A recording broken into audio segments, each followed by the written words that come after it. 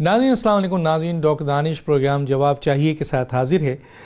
ناظرین ایران اور امریکہ کی جو اس وقت ان کے درمیان جو تنازع ہے وہ بہت شدت اختیار کرتا جا رہا ہے، اور جس وقت یہ ایرانی جنرل کو بڑی بے دردی سے امریکہ نے شہید کیا، تمام بین الاقوامی قوانین کی خلاف ورزی کرتے ہوئے اسے ایک دہشت گردی، ایرانی پارلیمنٹ نے اسے دہشت گردی بھی کہا ہے، ایک دہشت گردی کی جب اور اس جنرل کو شہید کیا تو اس سلسلے میں فوری طور پر ایک کال جو ہے وہ امریکہ سے، جو کہ سیکرٹری اسٹیٹ ہے مائک پومپیو، ان کی کال آتی ہے پاکستان میں، اور آتی ہے آرمی چیف کے پاس، اور آرمی چیف سے ان کی بات چیت ہوتی ہے.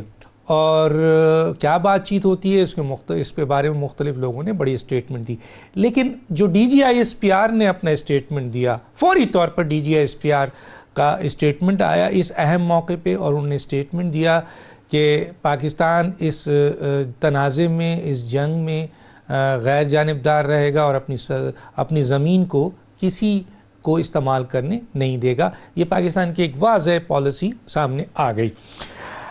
آج اس پہ بھی بات کریں گے، اور اس کے ساتھ ساتھ پاکستان کی افواج جو پاکستان کے لیے بے انتہا قربانیاں دیتی ہے، پاکستان کی قوم اور پاکستان کی فوج ایک ساتھ دھڑکتے ہیں. آج دیکھنے میں آیا، اور 22 کروڑ عوام تو ہمیشہ فوج کے ساتھ کھڑی رہی ہے، آج دیکھنے میں آیا ہے کہ پاکستان کی اکثر سیاسی جماعتیں بھی اس پوائنٹ آف ویو کو ایکسیپٹ کر گئی جو عموماً عوامی سوچ کے حامل ہوتی ہیں، یعنی تمام سیاسی جماعتیں بھی اب اسٹیبلشمنٹ کی بہت قریب آ چکی ہیں. اب سوال یہ پیدا ہوتا ہے کہ اور یہ ایک کا منظور ہونا ایک بڑا خوش آئین اقدام ہے، اور اس میں خاص طور پہ وہ سیاسی جماعتیں پیپلز پارٹی اور پی ایم ایل این نے جو ہے وہ غیر مشروط سپورٹ کیا. اب بات یہ ہے کہ پیپلز پارٹی اور پی ایم ایل این اب اسٹیبلشمنٹ کے وہ بھی بہت قریب آ چکے ہیں. بہت ساری باتیں ہیں اس میں اس پہ نہیں جانا چاہتا، قریب آ چکے ہیں. تو پی ٹی آئی جو کہا جاتا تھا کہ اس کی اسٹیبلشمنٹ کے قریب ہے، اور یہ الزام بھی لگایا جاتا تھا سلیکٹڈ کے حوالے سے، تو 16 مہینے کی نااہلیت کے بعد اب پی ٹی آئی کتنے قریب ہوگی آئندہ، اور اس کا مستقبل کیا ہوگا، یہ بھی ایک اہم ایشو ہے، اس پہ بات کریں گے. میرے ساتھ جو گیسٹ ہیں آئیے ان کا تعارف کرا دیتے ہیں. میرے ساتھ ہیں جناب سینیٹر جنرل عبدالقیوم صاحب، پاکستان مسلم لیگ نون سے آپ کا تعلق ہے، آپ کو بہت شکریہ سر جوائن کیا. میرے ساتھ ہیں افتخار احمد صاحب، سینئر صحافی، سینئر تجزیہ کار، آپ کا بہت شکریہ. جنرل اعجاز اوان صاحب، سینئر دفاعی تجزیہ کار، آپ کا شکریہ. مفتی کفایت اللہ، مرکزی رہنما جماعت علماء اسلام آپ کا یہ شکریہ، آپ نے جوائن کیا. میں آتا ہوں سب سے پہلے پی ایم ایل این کے پاس. سر سینیٹر صاحب، سینیٹر بھی ہیں آپ، پی ایم ایل این کے بھی ہیں، اور سابق جنرل بھی ہیں سر، تو تینوں چیزیں آپ کے پاس موجود ہیں. آرمی ایکٹ میں جو ترمیم ہے وہ تو بہت ہی خوش آئین ترمیم ہوئی، اور بہت یہ مسئلہ جو تھا ایک آئینی جو بحران آیا ہوا تھا وہ حل ہوا، اور بڑا مثبت طریقے سے حل ہو گیا. سوال یہ پیدا ہوتا ہے کہ پی ایم ایل این کی جو سیاست ہے اب، کیونکہ اب پی ایم ایل این نے جس طریقے سے اسٹیبلشمنٹ کو سپورٹ کیا ہے، تو پی ایم ایل این کی جو سیاست کے حوالے سے گفتگو ہم سن رہے ہیں، تو ان کی سیاست آگے اور خاص طور پہ الیکشن میں یہ جو اقدام ہے وہ کس حد تک مثبت ہوگا پاکستان مسلم لیگ نون کی سیاست کے لیے، کیا کہیں گے سر؟ جی ڈاکٹر صاحب، ایک تو بہت مہربانی، اور آپ کے پارٹیسپینٹس کا بھی میں بہت احترام کرتا ہوں اور سلام دیتا ہوں. دیکھیں، میری اگر ذاتی رائے آپ لیں نا، تو پہلی بات تو میں یہ سمجھتا ہوں کہ شاید اس ساری امینڈمنٹ کی اوور آل ضرورت نہیں تھی، اور میں یہ سمجھتا ہوں کہ یہ جو جس طرح سسٹم چل رہا تھا، ایک ڈسکریشن پرائم منسٹر کی تھی، اور وہ حالات کے مطابق پرائم منسٹر یوز کر سکتا تھا کہ وہ ایکسٹینشن دے نہ دے، تو وہ ایک چل رہا تھا. لیکن چونکہ یہ ایک سسٹم عدالت میں چلا گیا، اور آنریبل سپریم کورٹ نے ایک ڈائریکشن دی کہ نہیں، یہ جو پہلے بھی آپ ایکسٹینشن دیتے رہے ہیں، اس کے اوپر آپ کے پاس کوئی لا ہونا چاہیے، اور یہ گیپس ہیں جن کو آپ کو فل کرنا چاہیے. تو چونکہ ہائیسٹ کورٹ ہے، اس کی ڈائریکشن کے مطابق ہم نے یہ کہا کہ بالکل ٹھیک ہے، اور اس میں ہم بھی ڈیوٹی باؤنڈ ہیں کہ ہم لیجسلیشن میں حصہ لیں، اور وہ ہو گیا. اور یہ بہت اچھی بات ہے کہ یکسوئی کے ساتھ یہ ہوا، بیکاز آرمڈ فورسز کا ادارہ ہمارے دل سے عزیز ہے، اور ہم ان حالات میں کیا عام حالات میں بھی کوئی ملک بھی اپنی فوج یا فوج کے سالاروں کو کبھی بھی کنٹروورشل نہیں بنانا چاہتا، یہ ملک کے مفاد میں نہیں ہے. تو یہ ہو گیا. ابھی جہاں تک آپ کا تعلق ہے کہ ہم کس کے نزدیک آ گئے یا دور آ گئے، آئی اشور یو کہ پاکستان مسلم لیگ نون کی جو اپنی سیاست ہے، وہ چونکہ ایک سب سے بڑی جماعت ہے، اس کی بہت بڑی ایک رسپانسبلٹی ہے، وہ ایک آلموسٹ گورنمنٹ ان ویٹنگ ہے. سینٹ کے اندر ہماری میجارٹی ہے، پنجاب کے اندر ہم سب سے بڑی پارٹی ہیں، تو انتہائی ذمہ داری سے ان کو آگے چلنا ہے.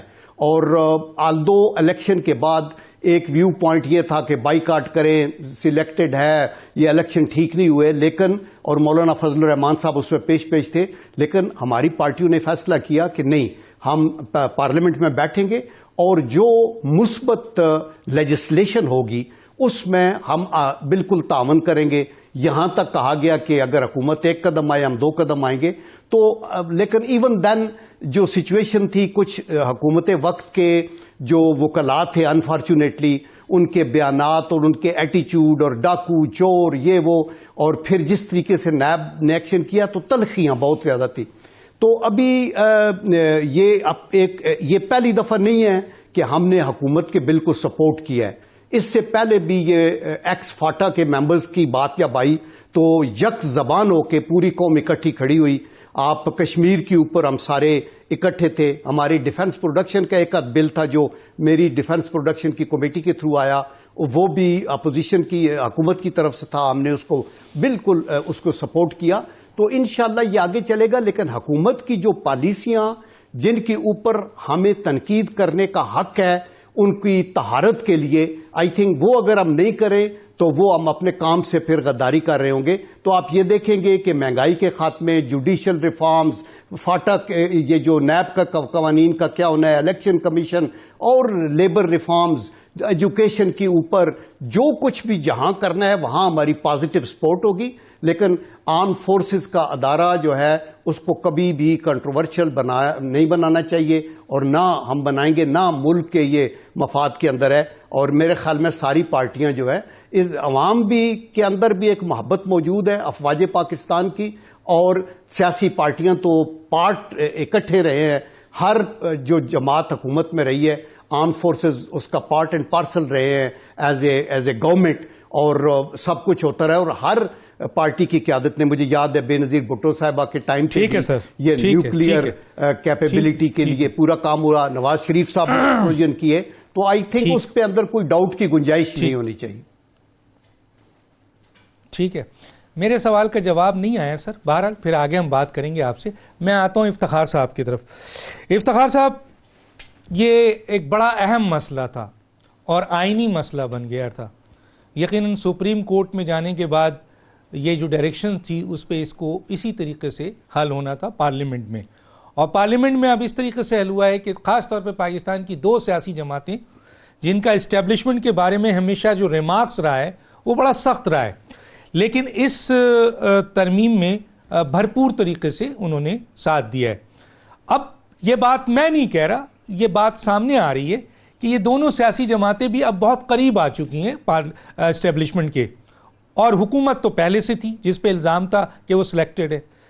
تو جب یہ 2 حکومتیں جن کی عام پبلک میں بہت گراس روٹ میں بہت مضبوطی ہے، تنظیمی طور پر یہ بہت مضبوط سیاسی جماعتیں ہیں، اب وہ قریب آ گئی ہیں، تو 16 مہینے کی ناکام یہ حکومت جو ایک لائبلٹیز کی صورت میں نظر آ رہی ہے، اس کا مستقبل کیا ہوگا سر؟ سب سے پہلے تو میں آپ کے پروگرام کے ذریعے پاکستان کے جو قومی اسمبلی کے اراکین ہیں ان کو اس بات کی مبارکباد پیش کرتا ہوں کہ انہوں نے سپرمیسی آف جو کانسٹیٹیوشن ہے اور سپرمیسی آف دا پارلیمنٹ کو برقرار رکھا، اور جو فیصلہ کیا وہ سپریم کورٹ کے حکم کے بعد پارلیمنٹ میں کیا گیا، اور پارلیمنٹ میں تمام جو امپورٹنٹ پولیٹیکل پارٹیز ہیں انہوں نے اس کے لیے ووٹ کیا. تو ایک فائدہ تو یہ ہوا. دوسرا ہے جب سپرمیسی آف پارلیمنٹ کی بات کرتے ہیں تو ہم سپرمیسی آف پرائم منسٹر کی بھی بات کرتے ہیں. یہ اختیار پرائم منسٹر کے پاس اب ہمیشہ کے لیے چلا گیا کہ وہ اس کو کس طریقے سے استعمال کرتا ہے, کتنے اپنا اس کے طریقہ کار کیا ہوگا, اس کا بھی تعین ہو گیا, کیونکہ اس میں بڑی ایمبیگوٹی تھی. 1973 کے آئین میں یہ واضح طور پہ نہیں لکھا تھا, کیونکہ پہلے جو ایک chief of the army staff ہیں وہ ان کو 4 سال ٹکا صاحب کو ملی تھی. بعد میں جو آرمی اسٹاف کے چیف آف آرمی اسٹاف آئے وہ خود ہی اپنی مدت بڑھاتے رہے. کاکڑ صاحب ایک ٹینیور پورا کر کے گئے اور اس کے بعد ایک آدھا اور ٹینیور پورا کر کے گیا, تو بہت اچھا ہوا. اور اسٹیبلشمنٹ کی جو بات کر رہے تھے, تو اسٹیبلشمنٹ کو جو سپورٹ ملی ہے آج, اس سے اسٹیبلشمنٹ کے اندر بیٹھے ہوئے تمام لوگوں کو یہ سمجھنا چاہیے کہ پاکستان کی کوئی پارٹی بھی ایسی نہیں ہے جو محب الوطن نہ ہو. آپ کو ان کی قیادت سے, افراد سے اختلافات ہو سکتے ہیں, لیکن ان کے بارے میں یہ رائے اگر کہیں پہ ہے تو اب اس رائے کو ختم ہو جانا چاہیے. جو آج ایکشن ہوا ہے, جو آج عمل ہوا ہے, یہ کسی کنڈیشن کے تحت نہیں ہوا, اوپنلی ہوا ہے اور کھل کے ہوا ہے. دوسری بات جو ہے کہ میں سمجھتا ہوں کہ عدلیہ کو بھی اب یہ سوچنا چاہیے, خیال کرنا چاہیے کہ ایسے معاملات کو جو کانسٹیٹیوشنل میٹرز ہیں ان کو لیتے وقت تھوڑا بہت اب اجتناب کرے, کیونکہ اگلے 4 سال میں اگر اسی قسم کے مختلف کانسٹیٹیوشنل میٹرز کے اوپر اسی قسم کے فیصلے ہوتے رہے تو پھر وہ جو ٹھہراؤ ہے, جو استحکام ہے اس پورے سسٹم میں, وہ نہیں آئے گا. اب آتے ہیں آپ کے سوال کی طرف. جو موجودہ حکمران ہیں, ٹھیک ہے, وہ ایک ان کو ٹارگٹ دیا گیا تھا, ان کو ایک کام سونپا گیا تھا. لوگ کہتے ہیں, میرے ایک دوست یہاں پہ موجود ہیں, وہ اس سے شدید ترین اختلاف کرتے ہیں, لیکن لوگوں کا یہی کہنا ہے کہ ان کو ایک کام کے لیے لایا گیا تھا. وہ کام یہ تھا کہ آپ پاکستان پیپلز پارٹی اور پاکستان مسلم لیگ نواز کو ختم کر دیں اور ان کی جو قیادت ہے اس کو اتنی کڑی سزا دیں کہ سب لوگ ان کو چھوڑ چھاڑ کے بھاگ جائیں, اور جس طرح پہلے ایک نیب کا استعمال ہوا 1999 کے بعد ویسے ہی ہو. وہ ہو نہیں سکا. اب یہ دیکھنا یہ ہے کہ کیا آپ جس کو ناکام کہہ رہے ہیں, عمران خان کی طرف آپ کا حوالہ ہے, کیا عمران خان کی پارٹی اس سے سیکھتی ہے, سمجھتی ہے؟ وہ جو ان کا خیال تھا کہ صرف وہی دولہا بن سکتے ہیں, دوسروں کو دولہا بننے کی اجازت نہیں ہوگی, تو میرا خیال ہے اب ان کو بھی سمجھنا چاہیے کہ نہیں, اگر جمہوری سسٹم نے چلنا ہے تو ان تینوں پولیٹیکل پارٹیز کو اکٹھا ہو کے چلنا ہوگا. اور آپ کی بڑی اچھی بات ہے, ان کے اپنا جو جنرل صاحب کہہ رہے تھے, بڑے امپورٹنٹ چیزیں ہیں. مطلب کسانوں کے لیے ایشوز ہیں جو ریزالو ہونے ہیں. مثلاً یہ بات ریزالو ہونی ہے کہ جو مزدور ہیں, یہ حالانکہ صوبائی سبجیکٹ ہے, مزدوروں کی جو اجازت نہیں ہے ان کی ملوں میں جا کے لیبر انسپیکٹر کو کہ ان کے حالات کو دیکھے, کیا ان کی ورکنگ کنڈیشن اچھی ہیں یا نہیں اچھی ہیں. طالب علموں کا مسئلہ ہے کہ کیا طالب علموں کی تنظیموں کی ضرورت ہے, تو کیوں نہیں ان کو بحال کیا جا رہا. اور پھر یہ دیکھنا ہے کہ مہنگائی سے ہم نے کیسے جان چھڑانی ہے. یہ نہروں سے تو مہنگائی نہیں جائے گی, ہم کون سا اپنی ایسی چیزیں بڑھائیں, پیداوار بڑھائیں, کیا زرعی پیداوار بڑھائیں, انڈسٹریل پیداوار بڑھائیں. اگر انڈسٹریل پیداوار بڑھائیں تو ہم کس انڈسٹری کو زیادہ فوقیت دیں, کیا صرف شوگر ملوں کو فوقیت دیں یا ٹیکسٹائل مل کو فوقیت دیں, یا اس کے علاوہ ہم اور بھی کوئی ایوینیوز ڈھونڈیں. تو یہ وہ ڈبیٹس ہیں جو میں سمجھتا ہوں اب پارلیمنٹ میں ہونی چاہیے. اور اس کے علاوہ جو پرنسپل آف پالیسی ہے جو کانسٹیٹیوشن میں لکھا ہوا, اب اس میں کچھ وعدے کیے گئے ہیں پاکستان کے عوام سے, لیکن ایک شرط رکھی گئی تھی کہ ہم یہ وعدے تب پورے کرنے کی پوزیشن میں ہوں گے جب ہمارے پاس ریسورسز ہوں گے. 1973 میں شاید پارلیمنٹ کے پاس اتنے ریسورسز نہیں تھے, اور اس وقت کی جو فیڈرل حکومت تھی اس کے پاس اتنے ریسورسز نہیں تھے, کیونکہ اس وقت کی حکومتیں جو تھیں وہ اپنے ٹوئٹا کی عام کاروں پہ چلتی تھیں, وہ بلٹ پروف گاڑیوں میں نہیں چلتی تھیں. تو آج میرا خیال ہے 73 اور آج 2019 کا درمیان اتنا فرق آ گیا ہے کہ ہمارے پاس ریسورسز آگے ہیں. تو ہمیں یہ بات اب ڈبیٹ اس پہ کرنی چاہیے. جہاں یہ ڈبیٹ ہوئی کہ ایکسٹینشن دینی ہے یا نہیں دینی ہے, کیسے دینی ہے, کب دینی ہے, کیا طریقہ کار ہوگا, تو وہاں بھی آئے نا جو اصل میں آئین ہے. آئین صرف ان لوگوں کے لیے نہیں ہے کہ پرائم منسٹر کیا ہوگا, پریزیڈنٹ کیا ہوگا, اور chief of the army staff کیا ہوگا, ججز کیا ہوں گے. اس میں مجھ غریب کے بارے میں بھی لکھا گیا ہے کہ میرے ساتھ کیا سلوک کرنا ہے آئین نے. ٹھیک ہے, تو برائے مہربانی آئین نے جو مجھ غریب کے ساتھ سلوک کرنا ہے اس کی طرف بھی تشریف لائیں.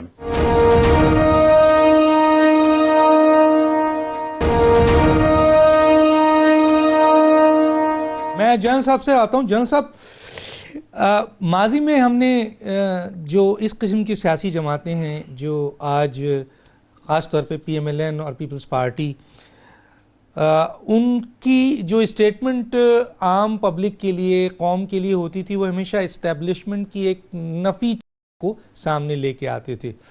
لیکن آج جو یہ ترمیم ہوئی ہے، اس میں ان سیاسی جماعتوں نے اپنے ان اسٹیٹمنٹ کی خود نفی کر دی ہے.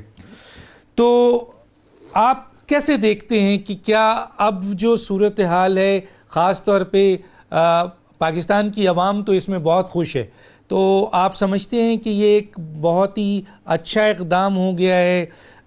دو بڑی ملک کی سیاسی جماعتیں بھی اسی پلیٹ فارم پہ آ گئی ہیں جہاں پہ پہلے سے حکومت کھڑی تھی. Thank you very much doctor صاحب. اگر آپ کی بات کو میں درست مان لوں، اور جیسا کہ جس طرف آپ اشارہ کر رہے ہیں، اگر ایک اتفاق رائے سے ایک ایسا ایشو جو سروس میٹر تھا، ایڈمنسٹریٹو ایشو تھا، ایک appointment of the chief of army staff کا ایشو تھا، اس پر اگر اتفاق رائے ہو گیا ہے اور اسے ایکٹ آف پارلیمنٹ میں بدل دیا گیا ہے، تو میرے خیال میں یہ ایک بہتر چیز ہو گئی ہے، اور اب انہوں نے اس کے اوپر ایک قانونی شکل اختیار کر لی ہے.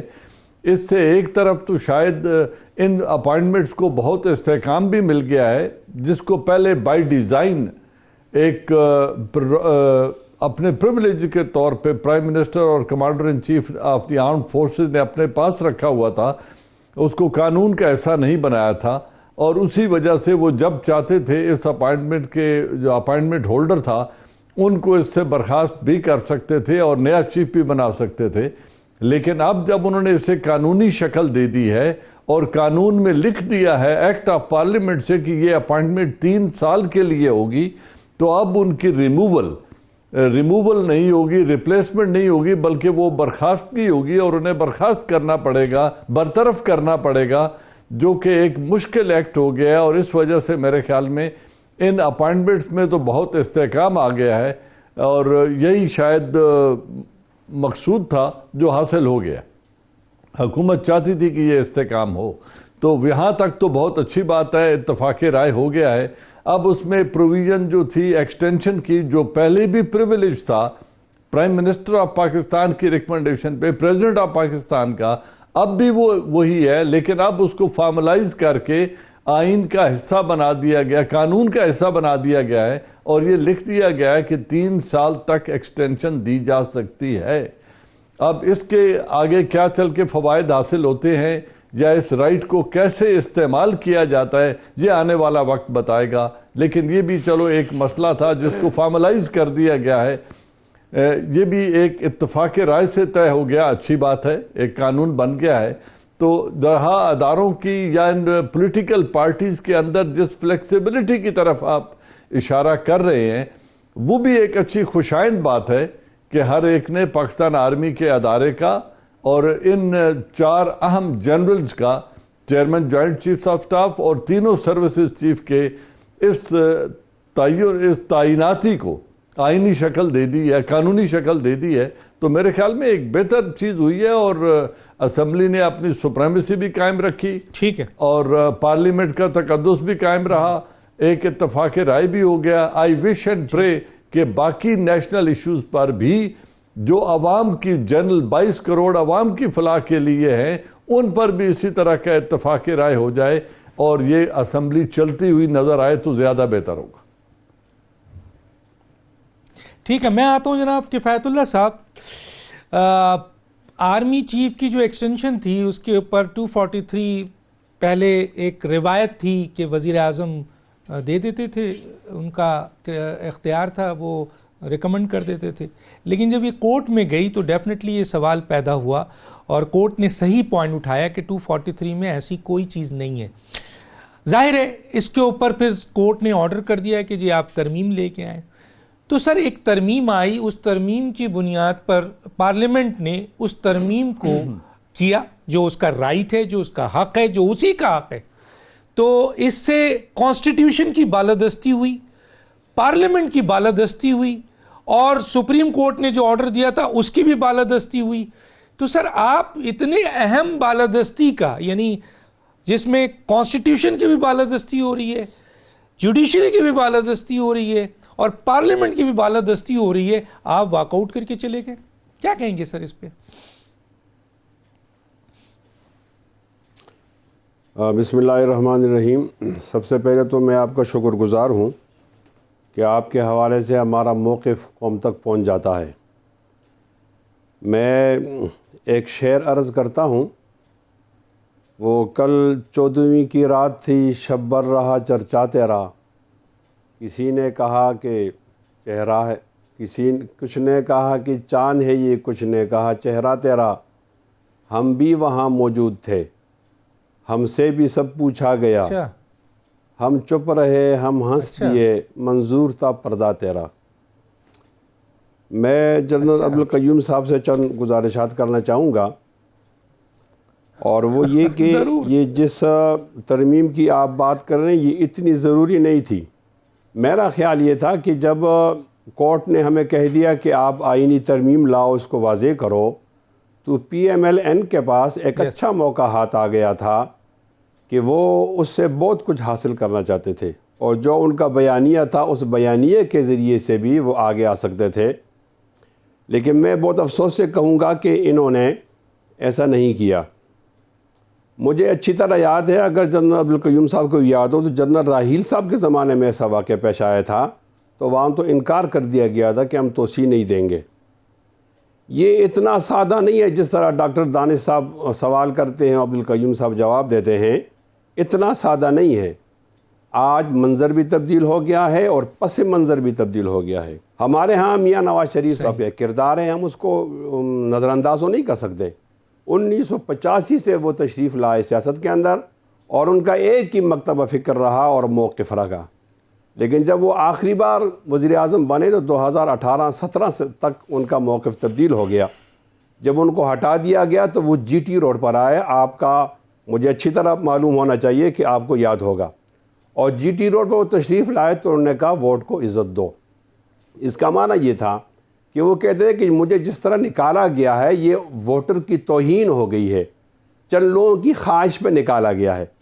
ووٹ کو عزت دو, یہ ہم بھولے نہیں ہیں. اس کے بعد انہوں نے ایک سٹینڈ لیا تو لوگوں کو ایک امید پیدا ہو گئی ہے کہ اب ایوان پارلیمنٹ کا فیصلہ محلاتی سازشوں کا شکار نہیں ہوگا, عوام کو سپریمیسی ملے گی اور کو حق حکمرانی دے دی جائے گی. لیکن مجھے نہیں معلوم وہ 33 سال کا جو سفر تھا, اور اس کے بعد انہوں نے ٹرن لیا, ایک دوسرے مکتب فکر کے اندر آ کر بیٹھ گئے, اور انہوں نے واضح اس کے اندر ایک تحریک چلائی. مجھے نہیں معلوم وہ کیا مجبوریاں تھیں جن مجبوریوں کی بنیاد پر انہوں نے اس مکتب فکر کو چھوڑا, اور وہ آ گئے اسی مکتب فکر پر کہ جہاں پر وہ پہلے سے موجود تھے. انہوں نے ایک سجدہ سہوا کیا ہے. میں بالکل بدگمانی نہیں کرتا, لیکن بہت بہتر ہوگا کہ اگر اس کے نتیجے میں یہ معلوم ہو جائے کہ یہ کرسی کی جنگ نہیں ہے اور یہ باری لگانے کی جنگ نہیں ہے, ان کے بعد میں یہ بات نہیں ہے اور اس میں عوام کا فائدہ ہے, تو میرے خیال میں یہ بہت زیادہ بہتر ہوتا. لیکن اب ہم ایک ساتھ چل رہے ہیں, ہماری پوزیشن بھی ایک ساتھ ہے. میں جنرل عبدالقیوم صاحب کی مخالفت نہیں کرتا, میں احترام سے شکایت کرتا ہوں کہ آج منظر اور پس منظر دونوں تبدیل ہو گئے ہیں, اور ہمیں تو ایک اور شکایت بھی ہے. آپ کے پاس آفس ہے اپوزیشن لیڈر کا, اس اپوزیشن لیڈر کے آفس کا معنی تو یہ ہے کہ آپ دیگر جماعتوں کو مل کر کنسٹرکشن آپ اوپینین کے اندر کوئی سنجیدگی لائیں گے. لیکن جب آپ سولو فلائٹ کریں گے اور اکیلے جائیں گے تو آپ پر تو سوال اٹھے گا نا جناب. ایسا تو نہیں ہے کہ آپ پر سوال نہیں اٹھے گا. اس پس منظر کے حوالے سے بھی ہمیں شکایت ہے, مقاصد کے اعتبار سے بھی ہمیں شکایت ہے, عوام کو نظر انداز کرنا اس حوالے سے بھی ہمیں شکایت ہے, طریقہ کار کے حوالے سے بھی ہمیں شکایت ہے. ٹھیک ہے سر, بہت ضروری ہے, آپ نے شکوہ کر دیا. لیکن آپ نے جب جلوس نکالا تھا اور آ گئے تھے 3 مہینے پہلے, 3 مہینے بعد کو آنا چاہیے تھا سر, کہا بھی گیا تھا. اور دوسرا یہ کہ اسی وقت آپ کو یہ پتا ہو جانا چاہیے کہ متحدہ اپوزیشن کہاں کھڑی ہے. اکیلے آپ آئے اور اکیلے چلے گئے. بہرحال ایک چھوٹے سے بریک ناظرین, پھر واپس آتے ہیں.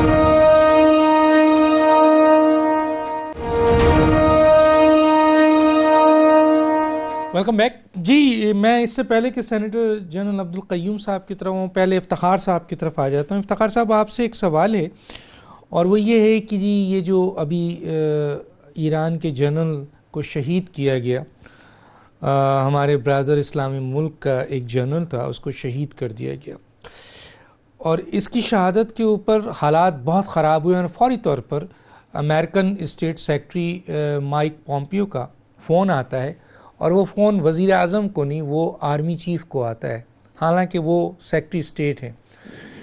اور دوسری طرف ظاہر ہے وہاں جو بھی بات ہوئی ہوگی, اور یقیناً آرمی چیف بہت ہی اہم پوسٹ ہے. دوسری طرف ہم یہ دیکھتے ہیں کہ D G I S P R کا بھی اسٹیٹمنٹ آ جاتا ہے, اور بڑا واضح اسٹیٹمنٹ آتا ہے کہ پاکستان غیر جانبدار رہے گا اس جنگ میں, اور اپنی زمین کسی کے استعمال کے لیے استعمال نہیں ہونے دے گا. تو میرا یہ سوال ہے سر کہ مائک پومپیو کا فون جو آتا ہے وہ آرمی چیف کو آتا ہے, اور جو بھی اہم ڈسکشن ہوتی ہے ان کے درمیان ہوتی ہے, اور پھر D G I S P R ایک بہت ہی پالیسی بیان دے دیتے ہیں, پاکستان کا واضح بیان اور بہت اہم بیان اور بہت زبردست بیان. تو وزیر اعظم کہاں ہیں سر؟ حکومت کہاں ہے سر؟ پارلیمنٹ کہاں ہے سر؟ آپ پھر وہی سوال کر رہے ہیں جو کفایت اللہ صاحب سوال کرنا چاہتے ہیں. دیکھیں, میرا خیال ہے کہ اب ہمیں آج مجھے اس بات کا احساس ہوتا ہے کہ جنرل جہانگیر کرامت نے جو بات کہی تھی, میرا خیال اب وقت آ گیا ہم سنجیدگی سے سارے دانشور جو اپنے آپ کو کہتے ہیں, جو قومی اسمبلی کے اراکین ہیں, ممبر ہیں, جو باقی سول سوسائٹی ساری ہے, اس پہ غور کرے کہ پاکستان کے معاملات میں جو افواج پاکستان ہے اس کا رول کیا ہو. میرا خیال ہے کہ کنسلٹیشن کا جو رول ہے, یہ جو جہانگیر کرامت کا کہنا تھا, ہمیں اس پہ جا کے غور کرنا چاہیے, اور اگر اس سے کوئی بہتر رائے آ سکتی ہے تو ہمیں اس کو بھی زیر بحث لانا چاہیے. ضد کرنے کا کوئی فائدہ نہیں ہے.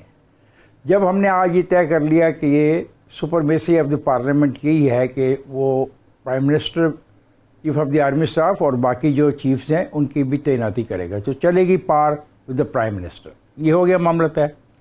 اب یہ کہ بہرحال ایک رول تو دینا پڑے گا, کیونکہ اس ملک کے اندر سب سے بڑا اگر طاقتور کوئی مضبوط ادارہ اپنے آپ کو بنا پایا, وہ آرمی نے ہی اپنے آپ کو مضبوط بنایا, اور اس لیے اس کا انفلوئنس بھی زیادہ ہوا, اور انہوں نے اپنے جو اور معاملات میں انہوں نے اپنی دلچسپی لی. مثلا ہمارے پاس بھی اس بات کا مواقع تھے, سول سوسائٹی کے پاس بھی, کہ او بی آئی کا جو پیسہ ہے ہم بھی سرمایہ کاری کرتے, اور بہت سارے شعبہ جات میں ہم بھی ملیں بنا سکتے تھے اور بہت سی چیزیں بنا سکتے تھے.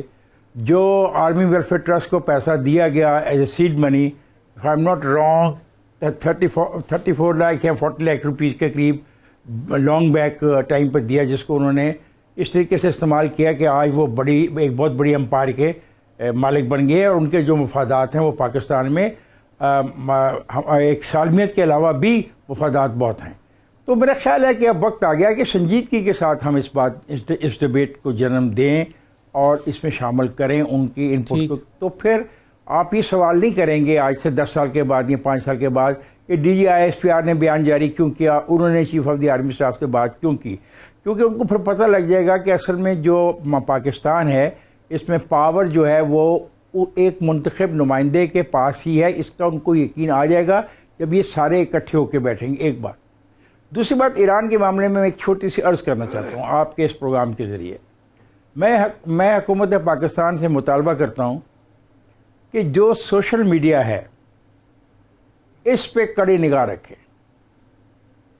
یہ بالکل ہم نے صحیح کہا کہ ہم اپنی سرحدیں نہیں دیں گے, ہم اپنی سرزمین نہیں دیں گے, ہم اس میں کسی کے ساتھ دھڑے میں کھڑے نہیں ہوں گے, فریق نہیں بنیں گے. بہت ہی پازیٹیو بات ہے, لیکن سوال ہے کہ ہمیں یہ دیکھنا ہے کہ ہمارے ہی سرزمین سے اگر لوگ سوشل میڈیا کو کسی مقاصد کے لیے استعمال کرتے ہیں تو وہ ہمارے لیے بھی وجہ نزاع بن سکتا ہے اور خطرے کی وجہ بن سکتا ہے. تو حکومت کو ایک تو یہ سٹیپ لینا چاہیے. دوسری بات ہے یہ جو دوسری بات تو یہ کہا جاتا ہے نا کہ ہم کوئی ثالثی کرا سکتے ہیں, ہم ثالثی کرانے کی پوزیشن میں نہیں ہیں, وہ وقت گزر گیا. اور تیسری بات ہے کہ میں آپ کو ایک بات پریڈکٹ کر دوں کہ کوئی تھرڈ ورلڈ وار ہونے نہیں جا رہی, اور نہ ہی میرا خیال ہے کہ معاملات اس حد تک جائیں گے یہ پراکسی وار ہے، پراکسی وار بڑھ سکتی ہے. ان کا بہت ہی ذہین اور بہت بڑے مزے کی بات ہے کہ شہید ہونے والا جنرل جو ہے وہ پاکستان کے چراٹ میں ٹریننگ دے کے گیا، اسپیشل سروسز گروپ کی جو ٹریننگ تھی اس میں شامل ہو کے گیا. تو he was one of the person who has been trained in Pakistan. تو اس کا جو میٹر تھا، اس کی جو پالیسیز تھی، اس سے اس کے مخالفین جو ہے وہ مطمئن نہیں تھے.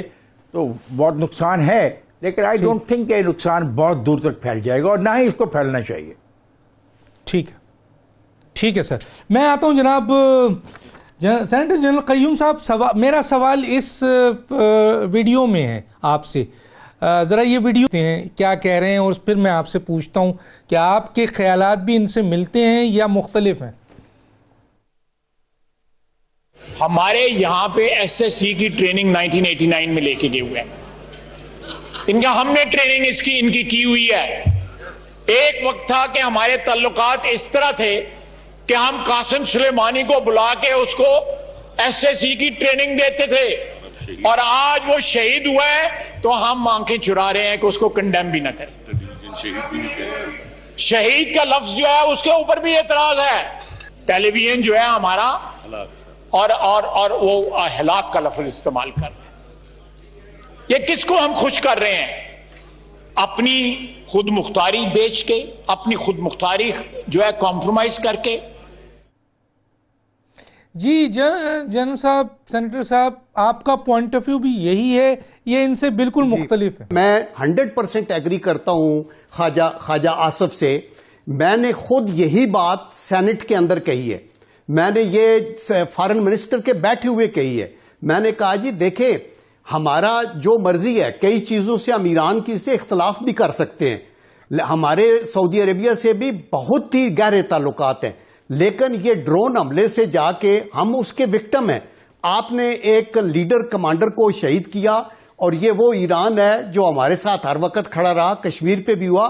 ہمیں اس کی پرزور مذمت کرنی چاہیے تھی. میں نے یہ کہا، فارن منسٹر ادھر بیٹھے ہوئے تھے، اور میں نے یہ کہا کہ ہمیں اس کے اوپر ایک ہمدردی کا اظہار ایران کے ساتھ پرائم منسٹر اور صدر کے لیول پہ ہونا چاہیے تھا کہ ہمیں افسوس ہے، اور ایون عراق کے ساتھ ہونا چاہیے تھا کہ ان کے ملک میں یہ ڈرون ہوا، اور پھر اپنی ڈپلومیسی سے اس کو آئرن آؤٹ کریں. امریکہ کے ساتھ بھی ان ٹچ رہیں، اور امریکہ کا اگر فارن منسٹر جو رنگ کرتا ہے تو اگر وہ چیف سے بھی نہیں کر سکتا تو اس کو پرائم منسٹر سے بھی نہیں کرنی چاہیے، اس کو اپنے لیول کے اوپر فارن منسٹر سے بات کرنی چاہیے. لیکن حالات چونکہ اس قسم کے ہیں کہ وہ یہ ضروری سمجھتے ہیں کہ آرم فورسز کا ایک رول ہے سیکیورٹی میں، تو آئی تھنک کہ that is good. So therefore میں ایگری کرتا ہوں کہ ہمیں اس مشکل وقت میں ایران کے ساتھ کھڑا ہونا ہے، لیکن ہمیں جنگ کے شعلوں کو دبانا ہے.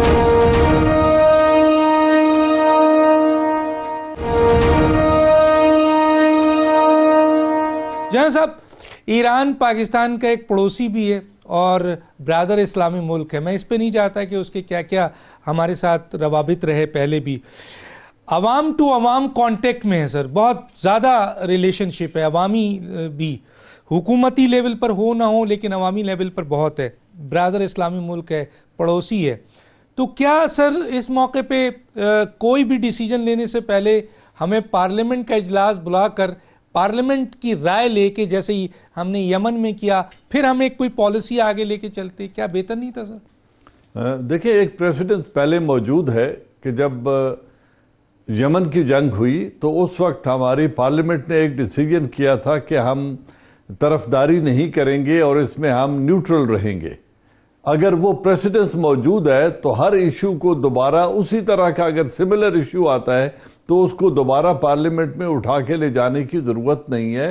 اسی پریسیڈنس کو فالو کرتے ہوئے پہلے فارن آفس نے سٹیٹمنٹ دی، اور فارن آفس کے بعد جنرل آصف غفور کی سٹیٹمنٹ آئی. اور اس کی ایک وجہ بھی تھی، کیونکہ جب مائک پومپیو نے آرمی چیف کو کال کیا، انہوں نے افغانستان اور آرمی جو میوچل ٹریننگ اسسٹنس تھی اس کی ریزمپشن کی جب بات کی، اور انہوں نے اس وقت کال کی، تو اس وقت سوشل میڈیا پر ایک طوفان کھڑا ہو گیا، اور اس وقت افواہوں نے جنم لینا شروع کیا کہ شاید مائک پومپیو نے اس سچویشن میں ہم سے امداد مانگی ہے اور کوئی لاجسٹک سپورٹ یا بیسز مانگے ہیں، حالانکہ نہ امریکن کو ان بیسز کی ضرورت ہے، نہ اس طرح کی جنگ امریکہ اور ایران کے درمیان ہونے جا رہی ہے، نہ امریکن ٹروپس یا نیٹو ٹروپس ایران میں پلیس ہوں گے، نہ ان کو لاجسٹک روٹس کی پاکستان کے ذریعے ضرورت پڑے گی۔ کوئی باشعور آدمی تو یہ سمجھ سکتا ہے، لیکن ہر وہ شخص جس کے ہاتھ میں ٹیلی فون ہے اور وہ واٹس ایپ کر سکتا ہے، اس کی سمجھ سے یہ چیزیں بالاتر ہیں۔ وہاں پہ اتنے بیسز امریکہ کے اس ریجن میں موجود ہیں کہ وہاں سے وہ ایک ایفیکٹو ایئر کیمپین لانچ کر کے اپنے ملٹری آبجیکٹیوز ایران میں حاصل کر سکتے ہیں۔ ان کو وہاں پہ ٹروپس بھیجنے کی ضرورت نہیں ہے۔ تو اس ابہام کو دور کرنے کے لیے آرمی چیف نے آرمی سپوکس پرسن نے ایک وضاحت دی، جس کو ہمیں کوئی سیاسی رنگ نہیں دینا چاہیے۔ اس وضاحت کو حکومت کی پالیسی کی ایکسٹینشن ہی سمجھنا چاہیے۔ یہ تو ہو گئی بات یہاں تک۔ اب جب دوسری بات جو آپ کر رہے ہیں کہ اس خطے میں ہونے کیا جا رہا ہے یا اس میں بات کہاں تک بڑھ سکتی ہے، میرے خیال میں آپ اس چیز کو بھی نظر انداز مت کریں کہ جنرل قاسم سلیمانی ایرانین بارڈرز سے باہر نکل کر ایرانین ریولوشنری گارڈز کے ساتھ جن آبجیکٹیوز کے حصول کے لیے پچھلے 10 سال سے وہ میدان جنگ میں تھے، وہ سیریا ہو یا لیبنان ہو یا عراق ہو یا یمن ہو، وہاں ان کی رائیول فورسز بھی موجود تھیں۔ اور اگر رائیول فورسز موجود ہیں اس ریجنل ڈومینیشن کے لیے، اس ٹف کی وار کے لیے، تو پھر بیٹل زون میں کیجولٹیز ہوتی ہیں۔ ان کی بھی آج کیجولٹی انہوں نے کر دی، کل ایران کو موقع ملے گا تو وہ بھی کوئڈ پرو کو کے طور پر اپنے پراکسیز کے ذریعے اپنی سرحدوں سے باہر رہتے ہوئے وہاں وہ بھی کوئی اس کا جواب دے سکتے ہیں، اور میرے خیال میں اس جنگ کو اٹھا کر ایران میں نہیں لائیں گے۔ ٹھیک ہے سر، ٹھیک ہے سر، میں اس سوال کو ابھی زیادہ نہیں، ٹائم نہیں ہے، میں ذرا مفتی کفایت اللہ، حالانکہ میری بڑی ریزرویشن اس سوال اس سٹیٹمنٹ پہ جنرل صاحب کے بہت ساری بات تھی، لیکن کیونکہ ٹائم نہیں ہے میں ذرا مفتی کفایت اللہ صاحب پڑوسی ہے، مسلم ممالک ہے، ایک بہت بڑی کیجولٹیز ہوئی ہے، بہت اہم شخصیت کو شہید کیا گیا ہے، پاکستان کے وزیر اعظم بالکل خاموش ہے، سر کیا کہیں گے؟ ڈاکٹر صاحب میں پہلے ذرا جنرل صاحب کا ایک شعر سناؤں پھر آپ کا جواب دیتا ہوں۔ یہ تو ہمارے اتحادی تھے نا، تو میں کہتا ہوں غیروں سے کہا تو نے، غیروں سے سنا تو نے، کچھ ہم سے کہا ہوتا، کچھ ہم سے سنا ہوتا۔ اب میں آتا ہوں اس سوال پر، سٹیٹمنٹ تو آ گئی ہے کہ ہم جانبدار رہیں گے، لیکن مجھے ایسا نہیں لگتا۔ ہاں جی اجاز اس کو زیادہ کلیئر نہ کرو، یہ ہے میرے لیے سٹیٹمنٹ تو آ گئی ہے لیکن ہمارے اکثر جی ہاں سٹیٹمنٹ تو آ گئی ہے لیکن میں دوسری بات پر ذرا ایک دو باتیں عرض کرنا چاہتا ہوں۔ سٹیٹمنٹ تو آ گئی ہے لیکن مجھے لگتا نہیں ہے۔ آپ کو اچھی طرح یاد ہوگا کہ ہم نے کوالالمپور کانفرنس میں شرکت کا وعدہ کیا تھا، لیکن وہ ترکی اور ملائیشیا انتظار کرتے رہے اور ہم وہاں نہیں گئے۔ کس کے کہنے پر نہیں گئے یہ آپ کو بھی معلوم ہے۔ اور ہم نے جب اسمبلی میں طے کیا تھا کہ ہم غیر جانبدار رہیں گے، تو اس کے بعد بھی تو ہم غیر جانبدار نہیں رہ سکے۔ میں ایک بہت زیادہ دردمندانہ گزارش کرتا ہوں کہ ایران کو انڈر اسٹیمیٹ نہ کیا جائے، وہ ہمارا پڑوسی ہے، اور ساتھ ساتھ ان کے ہم بہت سارے لوگ یہاں ان سے محبت کرتے ہیں۔ ہم اس تپش سے پاکستان بالکل نہیں بچ سکتا۔ دیکھو افغانستان میں یہ پوزیشن نہیں تھی، لیکن ہمیں 70,000 جانوں کی قربانیاں دینی پڑیں، اور جنگ افغانستان اور امریکہ کے درمیان تھا۔ یہ جنگ اس سے شدید ہوگی، خدا نہ کرے کہ ایسا ہو، لیکن ہمیں احتیاط کرنی چاہیے۔ جس طرح ہم کہتے ہیں کہ ہم غیر جانبدار رہیں گے، ہم اسی طرح غیر جانبدار رہیں تو بہت اچھا ہوگا، ورنہ یہ آنے والی نسل ہمیں معاف نہیں کرے گی۔ صحیح سر، بہت شکریہ تینوں مہمانوں کا، بہت شکریہ ڈاکٹر دانشور یاد دیجیے، اللہ حافظ۔